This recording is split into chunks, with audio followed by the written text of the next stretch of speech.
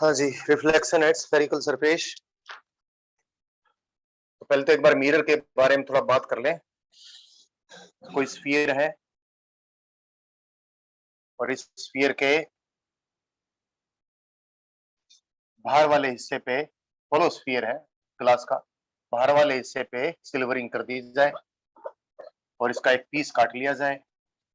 तो ये स्फीयर का सेंटर ये था भाई, और एक छोटा सा पीस इसका काट लिया ऐसे। तो ये जो हमारे पास मिरर बन गया, इसको हम इधर से देखेंगे। एक्चुअली इसका ये सरफेस ही रिफ्लेक्ट करेगा, पीछे तो सिल्वरिंग कर रखी है, उसके ऊपर फिर उसके बाद में हमने वो डिपॉजिट कर रखा है, क्या क्या बोलते हैं जिसको, ओपेक लेयर डिपॉजिट कर रखी है, उस मेटेलिक लेयर को सेव करने के लिए। इधर से ही मिरर है, इसको कनकेव मिरर बोलेंगे, यूनोइड। और ये जो पॉइंट जिस स्फीयर का ये पार्ट है, ये उसका सेंटर, जिसको हम सेंटर ऑफ कर्वेचर बोलेंगे।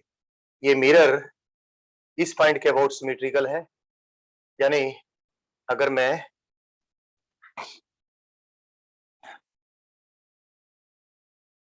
लाइन ऑफ सिमेट्री खींचूं passing through the centre of the sphere whose part the mirror is, तो ये मिरर को जिस पॉइंट पे काटेगा उसको मिरर का पोल कहेंगे। ये 2D डायग्राम है बच्चों, अगर हमें थोड़ा 3D डायग्राम बनाऊं तो इस प्रकार का कटोरा सा बनेगा। तो इसकी सर्कुलर पेरिफेरी होगी और ये अंदर की तरफ सा, इतना नहीं तो हाईली एक्सेलरेटेड है। तो ये कनकेव मिरर है।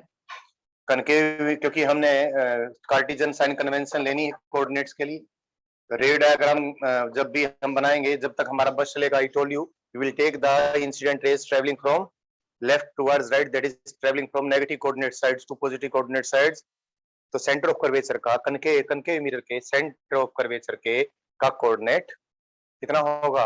अगर रेडियस ऑफ कर्वेचर की वैल्यू r है तो सेंटर ऑफ कर्वेचर का पोजीशन कोऑर्डिनेट -r होगा, यानी इसकी रेडियस ऑफ कर्वेचर नेगेटिव नहीं है, सेंटर ऑफ कर्वेचर का पोजीशन कोऑर्डिनेट -r है।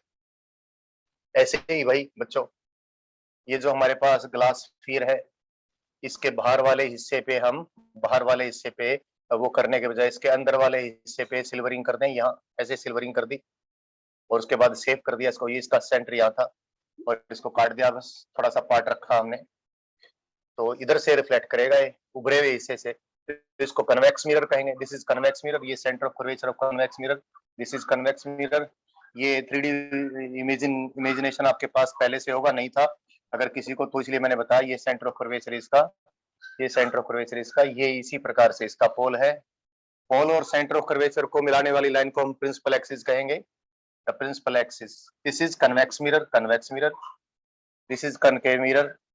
ये शब्द ऑलरेडी आपको मालूम है, बट फिर भी एक बार मैंने भी बताने, कन्वेक्स और कनकेव मिरर जो आपके सामने है, मैंने दोनों को बताते वक्त इस बात का ध्यान रखा है कि रे ऑफ लाइट किधर से इंसिडेंट होएगी, लेफ्ट साइड से राइट साइड की तरफ जाएगी। यानी ऑब्जेक्ट जब तक हमारा वश है, हम रखेंगे रियल ऑब्जेक्ट, तो उसको किस जगह पे रखेंगे? उस जगह पे रखेंगे जिससे उसका position coordinate negative negative side में रखेंगे, तो यहाँ से इधर ले जाएंगे, इस पे भी यहाँ से इधर ले जाएंगे। तो किसी मिरर कन्वेक्स और कनकेव मिरर के लिए सारी बातें करनी है, तो वो सारी बातें करने के लिए एक दो डेफिनेशन मैं बता चुका हूँ, सिर्फ अब तक एक ही डेफिनेशन बताई है, मतलब दो बातें बताई हैं कि सेंटर ऑफ कर्वेचर क्या होता है, पोल क्या होता है, और प्रिंसिपल एक्सिस क्या होती है। Principal axis centre of curvature and pole को मिलाने वाली लाइन। ठीक है बच्चों, कन्वेक्स मिरर का सेंटर ऑफ कर्वेचर का पोजीशन कोऑर्डिनेट पॉजिटिव होगा, पॉजिटिव r। कनकेव मिरर का सेंटर ऑफ कर्वेचर का पोजीशन कोऑर्डिनेट नेगेटिव r होगा। तो ये बात भी बताई। आगे की बात करते हैं बच्चों। अभी मैं एक बार एसी ऑन कर लेता हूँ अपना। नेक्स्ट चीज पहले ही हमें डिफाइन करनी चाहिए, वो है focal point. Focal point, what is focal point? If the rays of light are incident parallel to each other and parallel to the principal axis of the mirror as well. खाली आपस में ही parallel नहीं भाई, mirror की principal axis के भी parallel हों, तो मिरर से रिफ्लेक्शन के पश्चात दो बात हो सकती हैं, या तो रिफ्लेक्शन के पश्चात यानी after reflection at the surface of mirror, या तो वो किसी पॉइंट पे सचमुच ही कन्वर्ज हों, या फिर रिफ्लेक्शन के बाद डाइवर्ज हो जाएं और सारी की सारी रेज किसी एक पॉइंट से डाइवर्ज होती हुई अपीयर हों। तो पहले वाले पॉइंट को भी और दूसरे वाले पॉइंट को भी focal point of the mirror कहेंगे। I speak in English. If the rays of light are parallel to one another and parallel to the axis of the mirror as well, and after reflection at the surface of the mirror, either they converge at a point or they appear to diverge from a point, then that point is called focal point of the mirror, right? And the distance between pole of the mirror and focal point is called focal length. एक बात आप लोगों से पहले से मैं अपने printing mistake के बारे में बोल दूं, जुबानी मेरी प्रिंटिंग मिस्टेक जो होने वाली है, मैं पोल कहने के बजाय हो सकता है एक दो बार ऑप्टिकल सेंटर बोल जाऊं। ऑप्टिकल सेंटर लेंस के लिए होता है, मिरर के लिए पोल होता है, ठीक है, लेकिन टंग स्लिप हो जाती है, ध्यान नहीं रहेगा मुझे बीच में, तो अगर ऐसा बोल जाऊं मिरर के केस में ऑप्टिकल सेंटर, तो उसको प्लीज इग्नोर कर देना, मैंने सोच लेना पोल बोला है। तो भाई सबसे पहले हम क्या करेंगे, एक दो बातें बहुत जरूरी हैं, बेहद जरूरी। ऑप्टिक्स, रे ऑप्टिक्स अच्छा बड़ा स्टडी का पार्ट है, as large as your complete syllabus of 12th class. Ray optics का सिलेबस जब आप ठीक से, हो सकता है आप में से कोई पढ़े, प्योर फिजिक्स में कोई कोर्स करे, so the complete ray optics, complete तो कोई नहीं हुआ करता ज्ञान, मतलब अच्छे खासे लेवल पे आप पढ़ेंगे तो the ray optics is as big as your 12th class complete physics syllabus. हमारे 12th क्लास के सिलेबस में रे ऑप्टिक्स बहुत लिमिटेड है, लेकिन फिर भी अच्छा बड़ा हो जाता है। वो लिमिटेड क्या है कि हमने खाली उन रेज को ही कंसीडर करना है जिनकी हाइट एक्सिस से ज्यादा ऊपर नहीं है, they are very close to axis.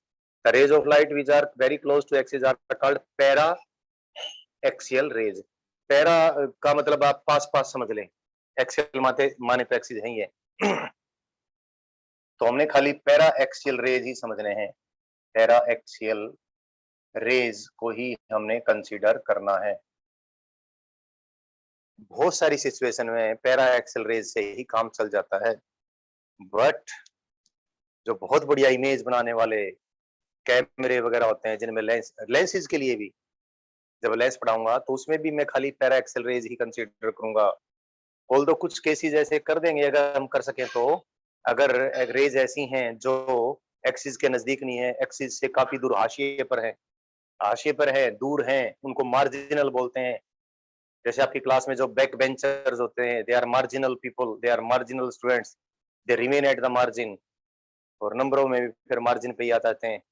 तो मार्जिनल रेज ऑल्दो उनकी स्टडी हमारे इस सिलेबस में नहीं है, फिर भी कुछ केसेस करेंगे जिसमें आपको उससे रिलेटेड क्वेश्चन सोल्व करने आ जाएं। तो लेंस की बात हो चाहे मिरर की बात हो, we will consider only paraxial rays, that is rays which are close to the axis. तो इसलिए सारी स्टडी में एंगल ऑफ इंसिडेंस भी स्मॉल होगा, एंगल ऑफ रिफ्लेक्शन भी स्मॉल होगा, रिफ्रैक्शन है तो एंगल ऑफ रिफ्रैक्शन भी स्मॉल होगा, और बहुत बार उनके साइनों को उनके टेंजेंट में और टेंजेंटों को साइनों में और सारों को एंगल में, provided they are measured in radians, भी हम कन्वर्ट करने का वाला अप्रोक्सीमेशन लेकर चलने वाले हैं, राइट। लेकिन जो कैमरे होते हैं बहुत बढ़िया, ये बात ध्यान रखना, कैमरे में ऑप्टिशियन का बहुत जबरदस्त रोल होता है। जैसे जिस कैमरे में मैं बोल रहा हूँ इसमें सब प्रकार की रेज अलाउड हैं, तभी बहुत बढ़िया इमेज बनता है। तो लेंसों का एक पूरा सिस्टम होता है, कॉम्बिनेशन होता है, जिसमें तरह तरह की एब्रेशंस रिमूव करनी होती है, फिर परफेक्ट इमेज बनता है। बात थोड़ी बहुत बताऊंगा जैसे जैसे हमारी लर्निंग आगे बढ़ेगी, फिलहाल एक बात मैंने बता, ठीक है। तो जितने भी फॉर्मूले ड्राइव होंगे वो सारे सिर्फ और सिर्फ पैरा एक्सियल रेज के लिए ही वैलिड होंगे। बहुत नमस्कार के साथ आपको ये बात बोल रहा हूँ, बहुत नमस्कार के साथ इसलिए बोल रहा हूँ क्योंकि मैं ये शब्द इस्तेमाल करने के बावजूद भी आप देखूंगा आप इन्हीं फॉर्मूलों को यूज करके ऐसे क्वेश्चन भी सॉल्व करने की कोशिश करोगे जो इन फॉर्मूलों की कंडीशंस के अकॉर्डिंग नहीं है, यानी आप मार्जिनल रेज के क्वेश्चंस को भी अगर इन फॉर्मूलों से सॉल्व करोगे तो सारा सॉल्यूशन गलत होगा।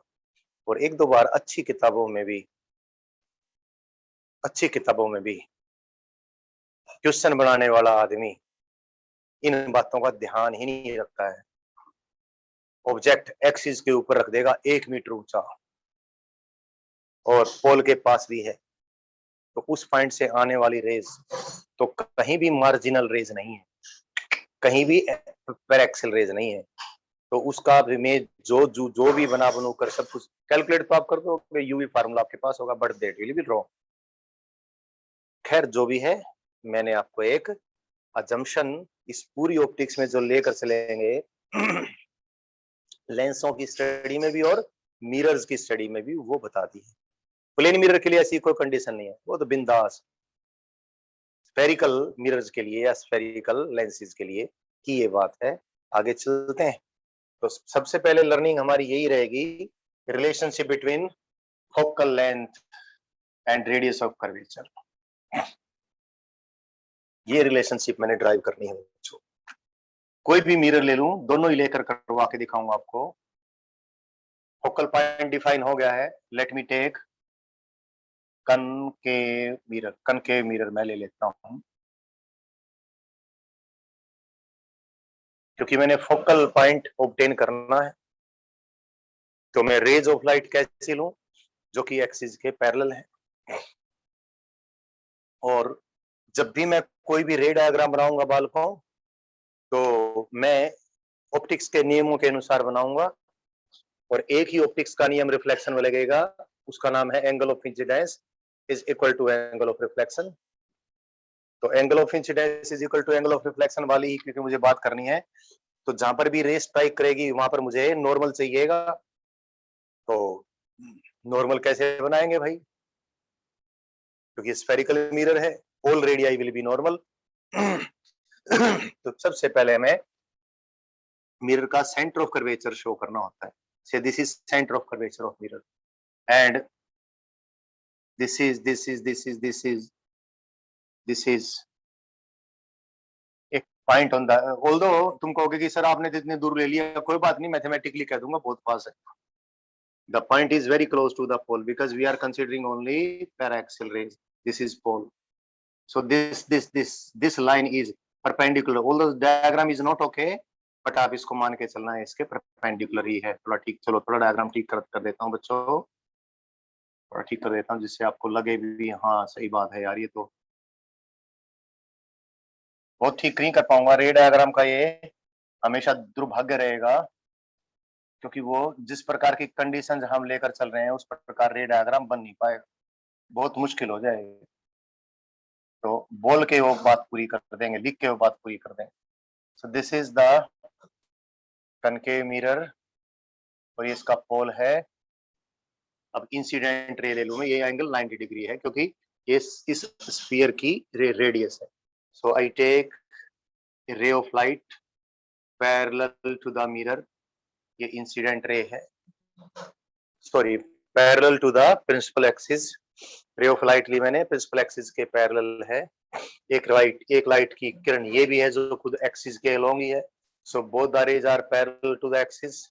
After reflection from the surface of mirror where they will strike, ये तो एंगल ऑफ इंसिडेंस 0, तो एंगल ऑफ रिफ्लेक्शन 0। तो ये तो वापस यूं क्यों आ जाएगी दूसरी रे, क्योंकि ये एंगल ऑफ इंसिडेंस है। लेट मी से this is I, so it will be reflected back at the same angle. इतने ही एंगल पे ये रिफ्लेक्ट भी हो जाएगी, it will be reflected at the same angle. This angle is also I. So the two reflected rays, one is this, the other one is this. Both are converging. Really, they are converging here. So we will call this point as focal point. तो reflected ray ये वाली इधर गुजर गई, ये वाली इधर गुजर गई, दोनों कहां पर मिली, यहाँ पर मिली। तो ये फोकल पॉइंट, क्योंकि ये एंगल आई है तो ये भी एंगल आई है, अल्टरनेट एंगल हो गए। ठीक है भाई, और उसके बाद थोड़ा सा काम आपने करना है बस। क्योंकि आइसोसेलेस ट्रायंगल होगी, suppose this point is M, यहां से अगर मैं परपेंडिकुलर ड्रॉप कर दूं, if I drop perpendicular here, say this point is P dash, because the rays are paraxial rays, so the point M is very close to P, point M is very close to P, तो इसलिए भैया जब M ही P के काफी close है तो P dash तो कतीय close है भाई, so whatever distance we measure from P same can be supposed to be measured from P dash, जो भी डिस्टेंस हम P से मेजर करेंगे वो सारे डिस्टेंसों को हम P डैश से भी मेजर किया हुआ मान सकते हैं, क्योंकि खुद M ही काफी क्लोज है P के। तो देखो क्योंकि आइसोसेलेस ट्रायंगल है, ये और ये बराबर होंगे, क्योंकि आइसोसेलेस ट्रायंगल है, ये और ये दोनों बराबर होंगे, ये थोड़ा ध्यान रखना है। So FC is equal to MF, because point M is very close to P, ये पॉइंट इसके काफी क्लोज है, इसलिए एक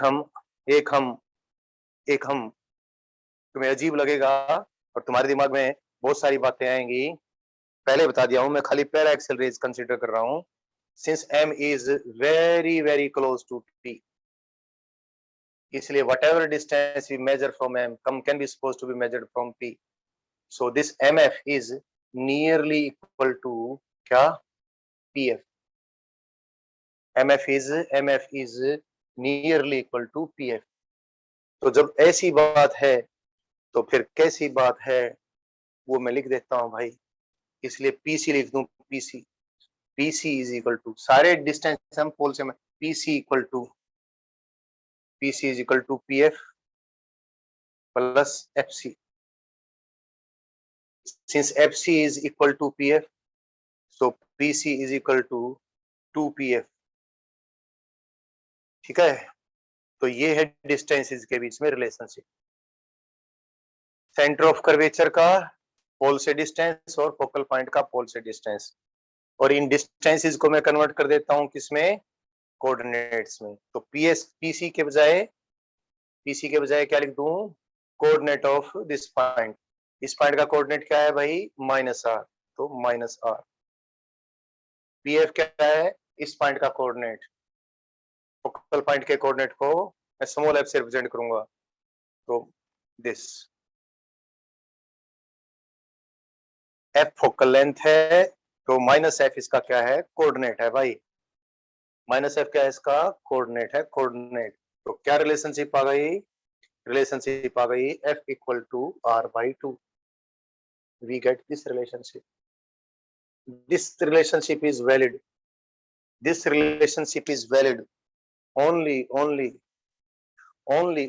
if the rays are paraxial rays, हमने इस छोटी सी बात को भी ड्राइव करके बताया है, तो इससे आपको ये बात तो समझ में आ गई होगी बच्चों कि बेशक से आपने 10th में कोई भी लर्निंग की हो, बेशक से मैं आपको बार बार कहूं कि आपने 10th में पढ़ रखा है, डेरिवेशन तो मैं सारे ही करने वाला हूं, कनकेव मिरर और लेंसों में कन्वेक्स लेंस के कारण सारी स्टडीज डेरिवेशंस करना काफी आसान सा होता है, क्योंकि रेज कन्वर्ज हो जाती हैं और इसलिए डेरिवेशंस समझना आसान हो जाता है, लेकिन भाई हमें कन्वेक्स मिरर के लिए भी रे डायग्राम बहुत अच्छे से बनाना आना चाहिए, और लेंसों में कनकेव लेंस के लिए भी, यानी दोनों डाइवर्जेंट जो पार्ट्स हैं उनके लिए भी रे डायग्राम अच्छे से बनाना आना चाहिए, तो मैं हर बार ऐसा करूंगा, एक आध बार बोल दूंगा, क्लास रियल क्लास हुई तो ये आप खुद करके देख लो, तो मैं भी सेम बात किसके लिए भी कर दूं, कन्वेक्स मिरर के लिए भी कर दूं, ये कन्वेक्स मिरर है, ये प्रिंसिपल एक्सिस है, ये सेंटर ऑफ कर्वेचर है भाई, सेंटर ऑफ कर्वेचर, ये दोबारा से यहाँ बना देता हूँ बाल को, ये कन्वेक्स मिरर है, सिल्वरिंग इस साइड से की है, तो ये इसका रिफ्लेक्टिंग सरफेस होगा, इसका सेंटर ऑफ कर्वेचर है, सेंटर ऑफ कर्वेचर, ये इसका पोल है भाई, पोल बालकों, और इंसिडेंट रे आ गई बालकों, एक्सिस के पैरेलल आ गई, एक्सिस के पैरेलल, एक खुद एक्सिस के लॉन्ग ही है। यहाँ पर मैं क्या ड्रा कर दूं, यहाँ से सेंटर ऑफ कर्वेचर से नॉर्मल ड्रा कर देता हूँ, normal to the surface of the mirror. तो ये क्या है, ये वाला एंगल, ये वाला एंगल है एंगल ऑफ इंसिडेंस। तो ये रे रिफ्लेक्ट हो जाएगी, ये रिफ्लेक्टेड रे हो जाएगी, ये भी होगा एंगल ऑफ इंसिडेंस के बराबर ही।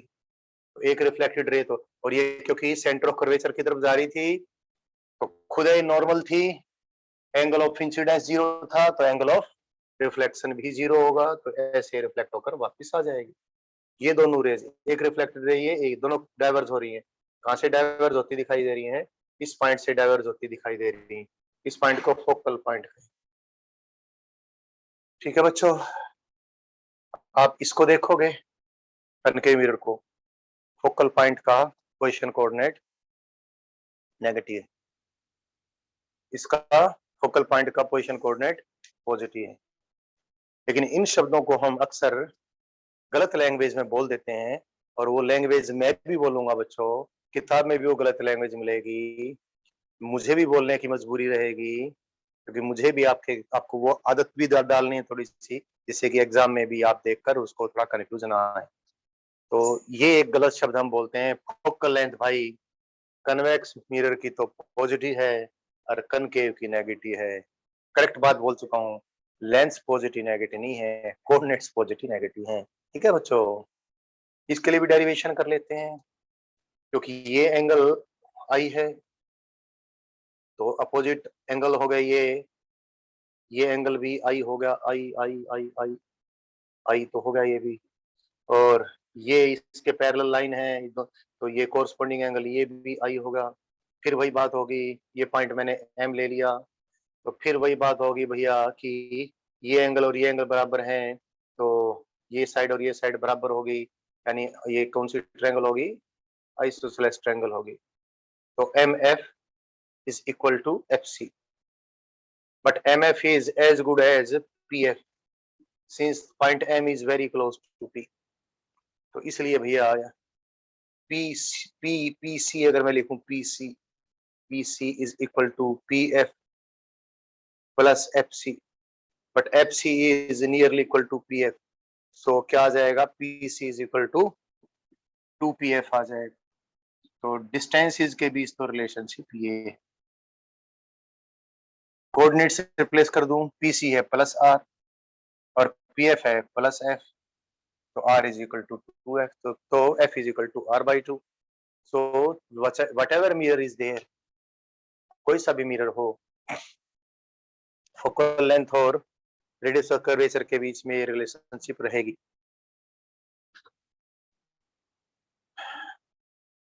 अच्छा, लेकिन एक बार एक सवाल आया हुआ है आईआईटी की एक कक्षा में,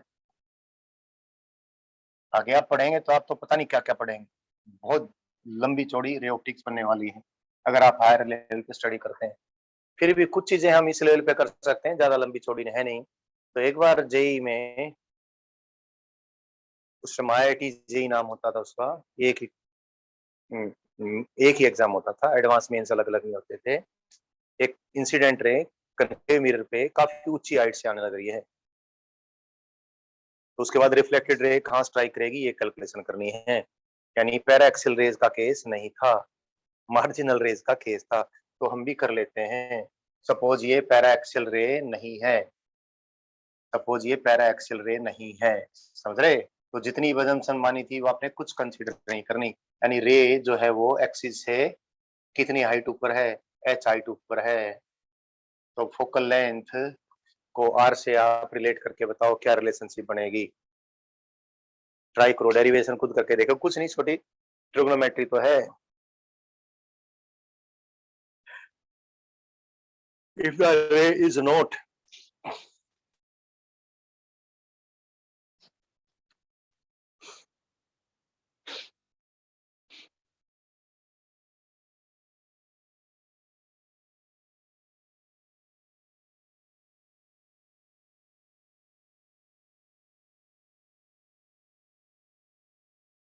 कर दो कर दो,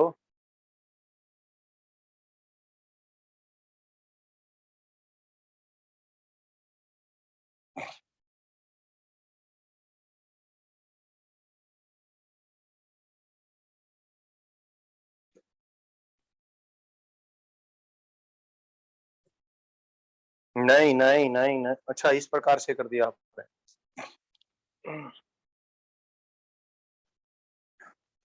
वो तो ठीक है यार, हमने तेरे कुछ और पूछा है ना आदित्य।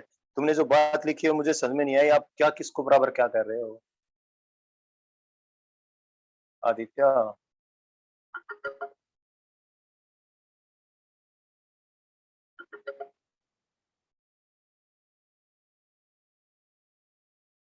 Sir complete क्रिज्मा। अरे वाह क्रिज्मा, क्या बात है क्रिज्मा, बहुत अच्छी है क्रिज्मा, शाबाश बेटी।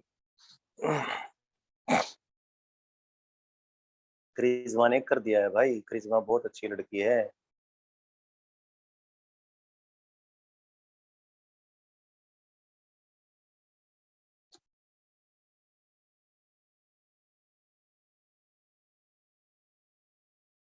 ओह,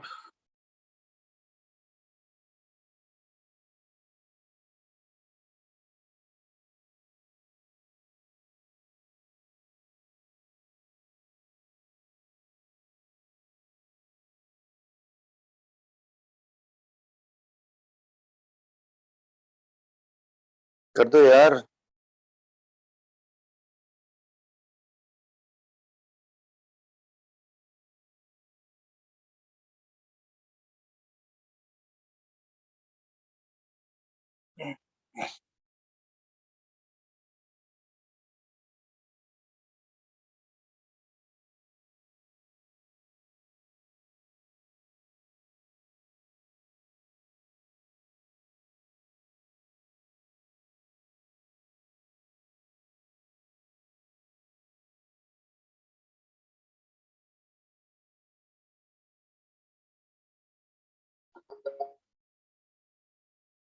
आयुष ने भी कर दिया।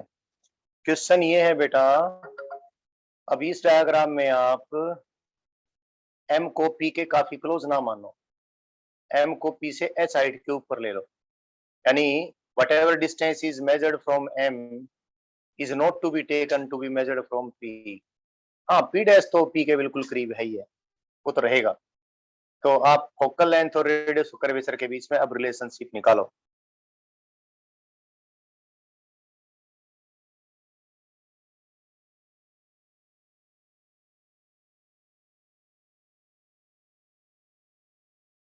हाँ युक्ति ठीक है तुम्हारा, युक्ति मेडिकल।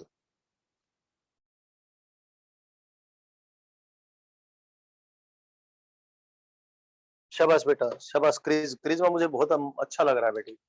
चलो कोई बात नहीं बच्चे हो, हम कर देते हैं। पहले तो ये देखें, ये तो आइसोसेलेस ट्रायंगल है ही है, और ये यहाँ से यहाँ तक का डिस्टेंस कितना है, सीएम है सीएम। तो CM is as good as equal to this.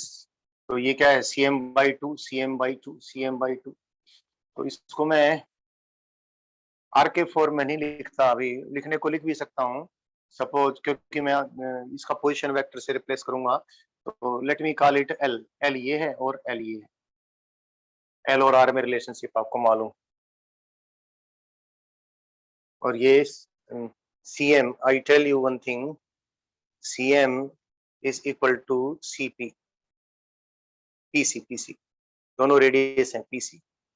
MC, MC is equal to PC. So L is equal to what? PC divided by 2, right? अब किसी ट्रायंगल को देख लें, आप इसको देख लें जरा, इस राइट एंगल ट्रायंगल को। इस राइट एंगल ट्रायंगल में आप ये देखो, ये तो है बेस, और ये सॉरी, ये तो है हाइपोटेन्यूज और ये है बेस। तो F C divide by this L, F C L L L ऐसे लिख देता हूँ। कई बार राइट एंगल ट्रायंगल जब ऐसे बनती है तो देखने में थोड़ी सी दिक्कत हो जाती है। Base divide by hypotenuse that is cos i. So L is equal to, या एफ सी, एफ सी चाहिए मुझे, F C is equal to L divide by cos i. और भाई बस इतना ही चाहिए था मुझे। और एल क्या है, एल एल है पी सी डिवाइड बाई 2। अब मैं क्या लिख दूं, अब फोकल लेंथ लिख दूं। फोकल लेंथ लिखने के लिए मुझे चाहिए PF. PF is as good as this. So चलो फिर भी PC is equal to PF plus FC. PC मैंने कुछ नहीं किया, PC is equal to PF plus FC किया है। तो इसलिए बच्चे पीसी तो पीसी है ही है, पीएफ भी पीएफ है। ए बस मैं इतना करके और रिलेशनशिप निकाल दूंगा। पीसी तो पीसी है ही है और एफसी आपके पास ही है क्या, PC divide by 2 cos I is equal to PF. ये रिलेशनशिप बन गई। अब इनको हम, ये जो लेंथ्स हैं इनको कोऑर्डिनेट से रिप्लेस करते हैं। पीएफ को हम रिप्लेस करते हैं फोकल पॉइंट के कोऑर्डिनेट से, तो माइनस एफ आ जाएगा। पीसी को रिप्लेस करते हैं सेंटर ऑफ कर्वेचर के कोऑर्डिनेट से। पीसी कॉमन बाहर निकाल के, ये पीसी मैंने कॉमन बाहर निकाल दिया, तो क्या आ जाएगा 1 माइनस 1 बाई दिस आ जाएगा। पीसी को कर दिया मैंने ऐसे, तो 1 minus 1 by 2 cos I, it is this. तो F is equal to R into 1 minus 1 by 2 cos I. तो this is the focal length और रेडियस ऑफ कर्वेचर के बीच में relation when the rays of light are marginal. हालांकि paraxial के लिए भी वैलिड है। अगर पैराएक्सियल रे है तो I is very small, so much small that cos I can be taken to be 1. तो 1 minus 1 by 2 that is 1 by 2 r by 2, focal length r by 2 के बराबर हो जाएगी। ठीक है, फिर भी तुम कहोगे कि जी हाइट के फॉर्म में लिखो, तो हाइट के फॉर्म में लिख देते हैं, एक सेकंड की तो बात। ये h तो है, h cos I को रिलेट कर दीजिए h से, तो h हाइट एक्चुअली यहां से जो रे आने लग रही है उसके कोऑर्डिनेट के साथ में इसको रिलेट कर दूंगा। पर चलो मैं इसको आर, ये h है, इसको r ले लिया, तो h divide by r is equal to sine i। h divide by r is equal to sine i। So h और मुझे चाहिए क्या, कोस i। तो कोस i कितना भाई, 1 minus h square divide by r square का स्क्वायर रूट। तो कोस I put कर दूंगा तो मेरे पास रिलेशनशिप ये आ जाएगी। तो F is equal to R into 1 minus 1 by 2, और ये स्क्वायर रूट क्या हो जाएगा, R square minus H square, और डिवाइड बाई ऊपर क्या आ जाएगा, आर आ जाएगा। ये यहाँ पर भी चेक कर लीजिए, अगर h वेरी स्मॉल है तो h को नियरली 0 ले लेंगे आर स्क्वायर कंपेरिजन में, तो नीचे 2r आ जाएगा, ये कट गए।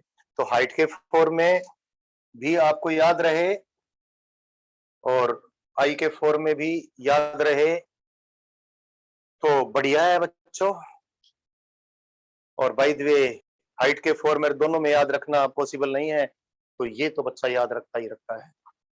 कोई क्वेश्चन आएगा अगर मार्जिनल रे का, तो आप डायरेक्ट फोकल लेंथ की वैल्यू इस प्रकार देख देंगे। तो आप एक चीज देखते चले जाएं, जो हाइट बढ़ती जाएगी किसकी, रे की, यानी जो रे और ज्यादा मार्जिनल होती जाएगी, ये डिनोमिनेटर कम होता जाएगा।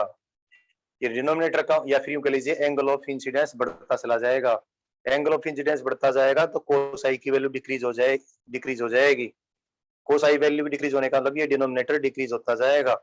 डिनोमिनेटर डिक्रीज होने का मतलब क्या है, एक में से ज्यादा चीज घटती चली जाएगी, यानी फोकल लेंथ कम होती चली जाएगी। यहाँ से देख ले, जो एच की वैल्यू बढ़ती चली जाएगी, जो एच की वैल्यू बढ़ती चली जाएगी, तो ऐसी स्थिति में ये चीज कम होती चली जाएगी, ये ओवरऑल चीज बढ़ती चली जाएगी, फोकल लेंथ कम होती जाएगी।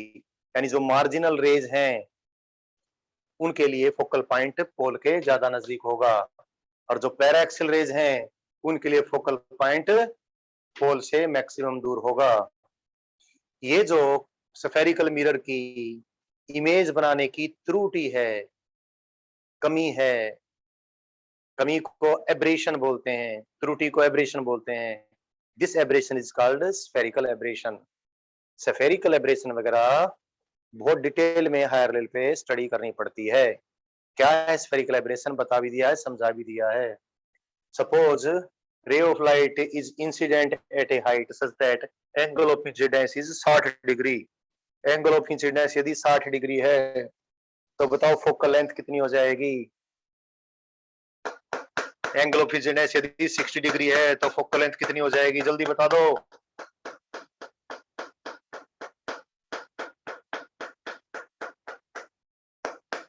जल्दी जल्दी जल्दी, कुछ टाइम इसमें तो एक सेकंड के अंदर 50 आंसर आने चाहिए थे। शाबाश आयुष, यही क्वेश्चन आया हुआ है टीम एक बार जो मैंने भी पूछा है। बिल्कुल शिवम ठीक है, उसमें हाइट के फॉर्म में दे रखा था, मैंने इसको एंगल के फॉर्म में दे दिया। बिल्कुल ठीक तनु, बिल्कुल ठीक अनु, बिल्कुल ठीक प्रियंका, बिल्कुल ठीक युक्ति नॉन मेडिकल, बिल्कुल ठीक आदित्य। ठीक है बच्चों, और एक चीज आपने देख ही ली है और बस एक चीज और दिखा देता हूं। शाबाश।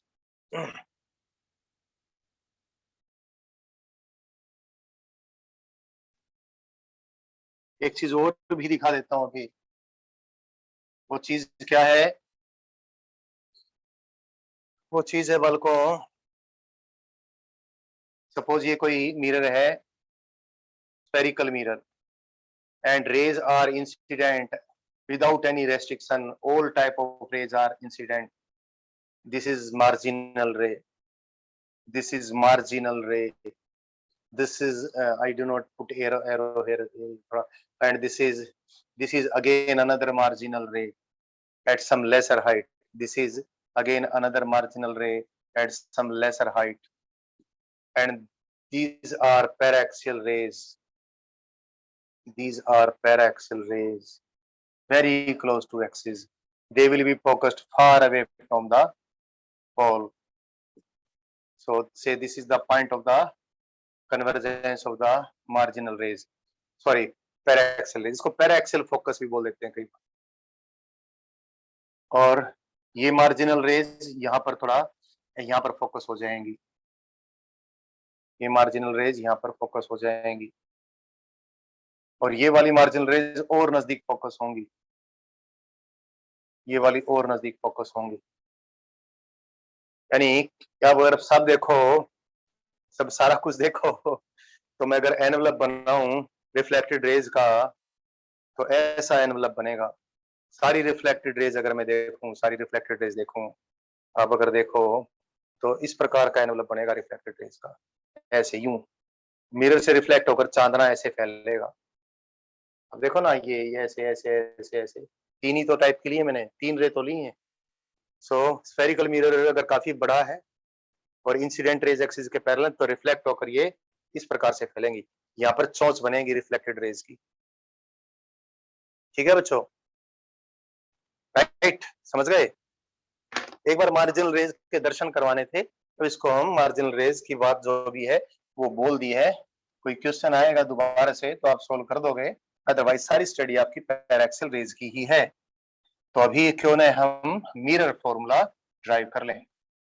Let us drive mirror formula, and I tell you that will be valid. That is very dangerous if you apply for your cameras. आपके कैमरे वैमरे के लिए वो वैलिड नहीं है। कैमरे में बहुत सारी एब्रेशन होती हैं भाई, वो दूर करनी होती हैं। मतलब ये एक एब्रेशन बहुत खतरनाक एब्रेशन है, कैमरे के लेंस वेंस, मिरर पढ़ा रहा हूँ, लेंस में भी लगभग ऐसी बातें होंगी। तो पैराक्सियल रेज के लिए वैलिड है। अब मिरर फॉर्मूला का डेरिवेशन करते हैं। I teach you mirror formula, coordinates के बीच में फॉर्मूला ड्राइव करूंगा।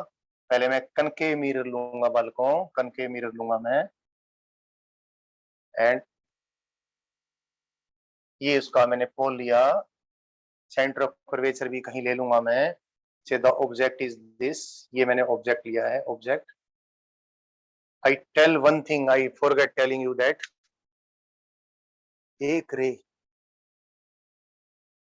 अगर हम किसी पॉइंट से चलने वाली रे सेंटर ऑफ कर्वेचर से गुजार दें तो वो मिरर के सरफेस पे 0 डिग्री पर इंसिडेंट होगी, क्योंकि कर्वेच सेंटर ऑफ कर्वेचर से जाने का मतलब रेडियस के लॉन्ग रे है, तो नॉर्मली इंसिडेंट है। मिरर के सरफेस पे परपेंडिकुलर पड़ेगी, एंगल ऑफ इंसिडेंस 0 होगा, एंगल ऑफ रिफ्लेक्शन भी 0 हो जाएगा, यू क्यों वापिस आएगी। ऐसी किरण के तुम्हारा नाम नहीं बोल रहा होगा क्लास में हो तो, कभी से तो किरण है तुम मैं ही हूं ना। ऐसी किरण जो सेंटर ऑफ कर्वेचर से गुजरेगी बेटी, सभी के लिए बोल रहा हूं मैं, सभी बेटी नहीं है बेटा भी है, तो ऐसी रे जो सेंटर ऑफ कर्वेचर से गुजरेगी उस किरण का एक हम विशेष नाम कर देते हैं मुख्य किरण, यानी प्रिंसिपल रे। एंड प्रिंसिपल रे इज वेरी इंपॉर्टेंट, ये बहुत सारी चीजों को समझाएंगे। सो से the centre of curvature is here, से इट इज हियर। तुम कहोगे कि जी आपने ऑब्जेक्ट यहाँ क्यों, अरे कहीं ले लेना यार, यहाँ भी लेके दिखा देंगे, कितने केस करवा लेना, आप खुद ये कर लोगे। तो एक रे तो मैं यही ले लूं, एक रे तो मैं यही ले लूं, एंड बिकॉज रे डायग्राम बनाना मुश्किल हो जाएगा तो मैं थोड़ा इसको दूर सरका देता हूँ जिससे रे डायग्राम बनाना मेरे को कुछ आसान हो जाए। सो वन रे इज दिस, अरे सेंटर ऑफ कर्वेचर ना और नजदीक ले लो यार, जिंदल तू भी क्या करता है। Ray diagram is always difficult to draw, थोड़ी सी जगह पे सारी रेज अकोमोडेट करनी होती है। तो दिस किरण इज मुख्य किरण, जैसी आई वैसी रिफ्लेक्ट होगी, it retraces back its path. मुख्य किरण से हमें यह पता चलता है कि जो इमेज बनेगा वो एक्सिस से ऊपर बनेगा नीचे बनेगा। ऑब्जेक्ट मैंने कौन सा लिया है, एक्सिस से ऊपर वाला पॉइंट लिया है, और क्योंकि रिफ्लेक्शन के बाद रेज को सचमुच कन्वर्ज होना है तो रियल इमेज बनेगा। एक किरण और भी ऐसी है जिसका हमें सबय कुछ मालूम है, वो कौन सी रे जो एक्सिस के पैरेलल जाएगी, वो क्या करेगी, रिफ्लेक्ट होकर फोकल पॉइंट से पास होगी। तो दोनों रिफ्लेक्टेड रे, ये वाली भी और ये वाली भी, आपस में कहा मिल रही हैं, एक्सिस से नीचे मिल रही हैं। आप सोच के देखो मैंने क्या बता दिया है, मैंने ये बता दिया है कि रियल इमेज, ये पॉइंट है सपोज ए, और ये पॉइंट है सपोज बी फॉर बॉटम, नीचे वाला पॉइंट, ए फॉर ऊपर वाला पॉइंट। तो ऊपर वाले पॉइंट का इमेज नीचे बना है। सो और पॉइंट बी का इमेज तो बिल्कुल एक्सिस पे ही बनेगा, ये रिफ्लेक्ट इंसिडेंट रे है और यही रिफ्लेक्टेड रे हो जाएगी, तो इसके बिल्कुल सीधे में ही बनेगा, पॉइंट बी का इमेज बनाकर देखने की जरूरत नहीं है। So this is the image of point B. So you can see that the real image is inverted image, this is centre of curvature, this is focal point. तो एक बार image बना के दिखाना था बालकों, इसलिए मैंने प्रिंसिपल रे लेनी थी, नहीं तो ये बात समझानी थोड़ी मुश्किल हो जाती है कि किस प्रकार से इन्वर्टेड इमेज बना है। बट भाई इस रे के जरिए हम कैलकुलेशंस करेंगे तो कैलकुलेशंस थोड़ी सी लंबी हो जाएंगी। एक रे हम और लिया करते हैं जो आसानी से, क्योंकि सारी रिफ्लेक्टेड रेज यहाँ से पास होंगी, यहाँ से चलने वाली तमाम रेज सारी लेकिन पैरा एक्सियल होनी चाहिए। If they are marginal rays तो यहाँ से नहीं, यहाँ इसके नजदीक से पास होंगी। मार्जिनल रेज मैं नहीं पढ़ा रहा हूँ आपको, सिर्फ पैरा एक्सियल रेज पढ़ा रहा हूँ। तो सारी की सारी रेज आपस में एक जगह पे मिलेगी तभी शार्प इमेज बनेगा। तो एक रे और ले लेता हूँ जो पोल पे स्ट्राइक की, दिस स्ट्रक द पोल, तो जितना एंगल ये होगा उतना एंगल रिफ्लेक्ट होकर भी आएगी, and this also will pass through this point. मैंने प्रिंसिपल रे तो बच्चों एक बार दिखानी थी जिससे कि आपको बात समझा सकूं, क्योंकि अभी ये मिटा इसलिए देता हूँ कि बहुत सारी रे हो जाएंगी तो आपको कुछ सोचने में दिक्कत होगी। ठीक है, सो भाई we are having this image, this is the image of point a dash, this is the image of point b dash, ये इन्वर्टेड इमेज बन गया है और हमने अब रिलेशन निकालनी है कोऑर्डिनेट्स के बीच, अभी निकाल देंगे। ठीक है बच्चों, अभी कर देते हैं। सिमिलर ट्रायंगल्स का सारा खेल है और कुछ खास खेल नहीं। इस पॉइंट से मैं इस पॉइंट को m बोल दूं, इस पॉइंट से मैं एक्सिस पे परपेंडिकुलर ड्रॉप कर देता हूं, इस पॉइंट को मैं p डैश कहूंगा, p dash, and p dash is very close to p, so whatever distance, because we are having only paraxial rays, so whatever distance you measure from p, same can be supposed from p dash or ulti baat, यानी whatever distance you measure from P dash same can be supposed to be measured from P. ठीक, और थोड़ा सा बस 2 minute का मैं थोड़ा drawing सजाने में लग जाता हूँ और टाइम इसलिए कई बार ज्यादा लग, अभी हो गया, बस हो गया। आप जब तक सांस लोगे तब तक तो हो जाएगा। एक चीज आप देख लें, P dash M is as big as AB। तो मैं क्या करूं, मैं पहले दो सिमिलर ट्रायंगल्स ले लेता हूं। एक तो ट्रायंगल ये बिंदी बिंदी बिंदी ट्रायंगल, ये बिंदी बिंदी बिंदी बिंदी बिंदी बिंदु बिंदु बिंदु बिंदु ट्रायंगल, बिंदु, ये भी बिंदु बिंदु बिंदु ट्रायंगल। इन दोनों के चोंच वाला एंगल बराबर है और इन दोनों का ये एंगल भी बराबर है। तो कैसी ट्रायंगल होगी? Similar triangle. So whatever the ratio of their Heights A dash B dash divided by AB will be same as the ratio of their bases। इसका बेस है PB, PB dash। What is PB dash? PB dash is image distance, image distance। Coordinate नहीं है, अभी distances के बाद में coordinate से replace करेंगे। PB dash divided by PB। What is PB? PB is object distance। One relationship we got this। Another relation, अगर इन्हीं को अगर UV से बगैर कोऑर्डिनेट के रिप्लेस कर दें ऑब्जेक्ट डिस्टेंस इमेज डिस्टेंस से, तो अलग अलग केसेस में अलग अलग फार्मूले बनेंगे। और यदि आप कोऑर्डिनेट्स के रूप में रिप्लेस करें तो फिर सारों के लिए एक ही फार्मूला बनेगा। ये बात बता चुका हूं मैं। टाइम का अलार्म बज गया है, बट अभी 2 मिनट और लूंगा बच्चों। दो सिमिलर ट्रायंगल हो रहे हैं हमारे पास, zebra zebra zebra zebra zebra zebra zebra zebra zebra zebra, दो सिमिलर ट्रायंगल्स और भी।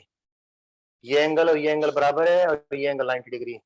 तो इन जेब्रा जेब्रा ट्रायंगल्स का भी वही कर दें क्या? ये जेब्रा, ये बड़ा वाला जेब्रा, एक छोटा जेब्रा है, एक जेब्रे का बच्चा है। तो ये वाली ट्रायंगल जेब्रा, यार जेब्रा तो फिर तुम्हें शायद कई बच्चों को नहीं दिखेगा, 2 मिनट बाद कहेंगे बता दो सर वापिस से। तो जेब्रा की हमने क्या कर दिया, जेब्रा के हमने खाने खींच दिए। अब ये कुछ नहीं है, इसका कोई नाम नहीं। तो ऊपर वाली ट्रायंगल का हाइट, ऊपर वाली ट्रायंगल का, ऊपर वाली ट्रायंगल, ऊपर वाली जेब्रा जेब्रा और नीचे वाली जेब्रा जेब्रा, हाइट्स की रेशियो, ऊपर वाले नीचे वाले की हाइट क्या है? A डैश B डैश, ऊपर वाले की हाइट है MP डैश, और MP डैश के बजाय मैं क्या लिखूंगा? AB लिखूंगा। ठीक है, डिवाइड बाय बेस की रेशियो, बेस छोटी वाली की बेस क्या है? BF डैश, और नीचे वाली भाई मेरी जुबान लड़खड़ा रही है, मैं लिख देता हूँ बोलने में, P डैश F। हाँ लिख दिया है, बोल भी दिया है। ठीक है बच्चों, ये इक्वेशन नंबर 2। दोनों इक्वेशनों की लेफ्ट हैंड साइड बराबर है तो राइट हैंड साइड भी बराबर कर दें। तो PB dash divide by PB is equal to FB dash divided by P dash F। All distances are to be measured from P। तो नंबर एक तो इसका तो डैश हटाने का ही मजा कुछ और है, क्योंकि whatever distance you measure from P dash can be supposed to be measured from P। and FB dash, इसको क्या लिख दूं मैं? PB dash divided by PB, FB dash को लिख देता हूं PB dash माइनस PF। इसको ये माइनस ये कर दिया ना, divide by PF। All distances are measured from P। अगर ये डिस्टेंसेस के बीच में रिलेशनशिप होती तो PB डैश को लिखता मैं V, इसको लिखता मैं U वगैरह वगैरह, इसको लिखता मैं F। लेकिन मैं अब वापिस से कई बार अब ये इसके बाद बार बार इसको रिपीट नहीं करूंगा, लेकिन मैं डिस्टेंसेस के बीच में रिलेशनशिप नहीं, कोऑर्डिनेट्स के बीच रिलेशनशिप बताना चाहता हूं। तो PB डैश को मैं क्या पुट करूंगा? PB डैश को पुट करूंगा माइनस V। यहाँ पर इमेज है, इमेज के कोऑर्डिनेट, अगर ये डिस्टेंस V है तो इसका कोऑर्डिनेट माइनस V होगा। PB, B है ऑब्जेक्ट, तो PB इसका कोऑर्डिनेट क्या हो गया? ये डिस्टेंस U है तो ये कोऑर्डिनेट होगा क्या? Minus U। मैंने कोऑर्डिनेट्स, इन डिस्टेंसेस को कोऑर्डिनेट से रिप्लेस कर दिया है। PB dash minus V, PF minus minus plus F, PF minus F, minus बनाई माइनस काट डाला, ठीक है भाई, डिवाइड भी कर दिया हमने, तो v by U is equal to v by F plus -1, ये रिलेशनशिप हमारे पास आई। ठीक है बच्चों, v से डिवाइड कर दे दोनों साइड को, तो 1/u is equal to 1/f minus 1/v, तो 1/f is equal to 1/u plus 1/v। So this is mirror formula. Although इस मिरर फॉर्मूला को मैंने एक पर्टिकुलर केस में ड्राइव किया है, जितने भी केसेस में ड्राइव करोगे, चाहे कन्वेक्स मिरर हो चाहे कनकेव मिरर हो, if they are the, and this is the relation between, ये बेशक से डिस्टेंस हो, ये फोकल लेंथ है, ये ऑब्जेक्ट डिस्टेंस है, ये इमेज डिस्टेंस है, लेकिन ये जब फार्मूला बनाया तो हमने डिस्टेंसेस के फॉर्म में नहीं बनाया था, कोऑर्डिनेट्स के फॉर्म में बनाया था। तो थोड़ा ध्यान रखना आपने। तो जब भी इसको यूज करेंगे तो कोऑर्डिनेट से रिप्लेस करें, कोऑर्डिनेट ही पुट करेंगे और तो ही जाकर हम इसको यूज कर सकेंगे। That is all about today's class. ठीक है बच्चों, और जो होस्ट जी हैं आयुष जी, इसको आप भाई ऑफ कर दीजिए क्लास को।